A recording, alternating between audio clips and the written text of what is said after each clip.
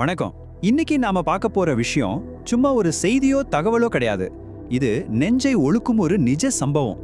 ஒரு தாயோட அன்பு எவ்வளவு ஆழமானது, மரணத்தால கூட பிரிக்க முடியாத அளவுக்கு எவ்வளவு வலிமையானது அப்படிங்கறத பத்தின ஒரு தொகுப்பு இது.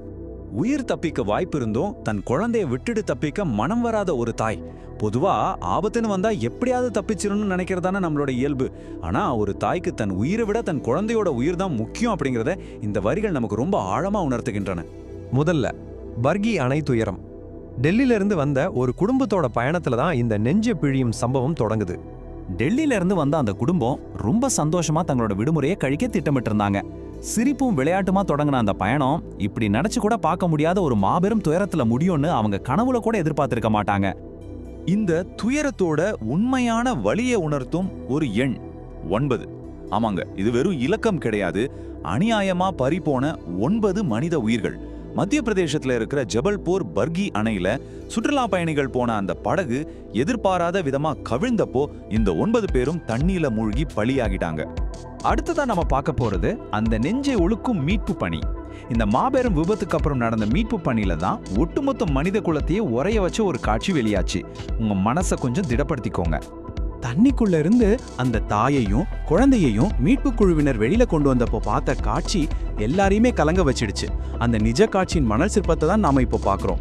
2 பேருமே உயிரிழந்துட்டாங்க. ஆனா அந்த தாயோட கைகள் மரணத்திலையும் தன் குழந்தைய விடாம மார்போட சேர்த்து இறுக்கமா பிடிச்சபடியே இருந்துச்சு. இந்த ஆழமான அன்பை பார்த்து மீட்பு பணியாளர்களே அங்க கதறி அழுதுட்டாங்க.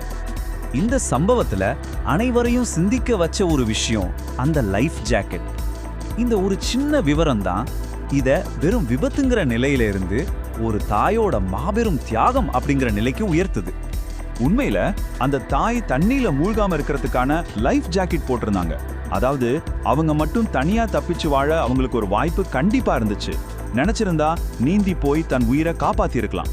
ஆனா அந்த இறுதி நிமிஷத்துல அவங்க எடுத்த முடிவு அது ஒரு அளப்பரிய தியாகம். அந்த கடைசி நொடிகள்ல தண்ணிக்குள்ள தத்தளிக்கிறப்போ அந்த தாயோட மனசுல என்ன ஓடி இருக்கும்னு கொஞ்சம் நினைச்சு பாருங்க. என் குழந்தை இல்லாம நான் மட்டும் எப்படி உயிர் வாழ்வேன் அப்படிங்கிற கேள்விதான் அவங்க மனசுல முழுசா இருந்திருக்கும். தன் உசுரை காப்பாத்திக்கணுங்கிற உள்ளுணர்வை விட தன் குழந்தைய காப்பாற்ற முடியலன்னா அந்த தண்ணியோட தண்ணியா தானும் சேர்ந்துடணுங்கிற அந்த தாய்மை உணர்வு தான் அங்க ஜெயிச்சிருக்கு. இறுதியா மரணத்தாலும் பிரிக்க முடியாத அந்த எல்லையற்ற அன்பு, ஒரு உயிரோட முடிவுலையும் அன்பு எப்படி தொடருது அப்படிங்கிறதுக்கு இதுதான் மிகப்பெரிய சாட்சி. இந்த தொகுப்பை ரொம்ப ஆழமான ஒரு வரிகளோட நம்ம நிறைவு செய்யலாம். இது வெறும் சம்பவம் இல்ல, தாய்மையின் வரையறை. இந்த தாயும் குழந்தையும் உலகத்தை விட்டு போயிருக்கலாம். ஆனா அவங்களோட இந்த இறுதி அரவணைப்பு காலத்துக்கும் நிலைச்சிருக்கும். மரணத்தால கூட பிரிக்க முடியாத அந்த அன்புக்கும் அந்த தாய்க்கும் அந்த மாசற்ற குழந்தைக்கும் நம்மளோட ஆழ்ந்த அஞ்சலியை தெரிவிப்போம். இப்படிப்பட்ட ஒரு நிபந்தனையற்ற அன்பு பத்தி நீங்க என்ன நினைக்கிறீங்க? கண்டிப்பா இதை பத்தி சிந்திங்க. மீண்டும் இன்னொரு ஆழமான தொகுப்புல சந்திக்கலாம்.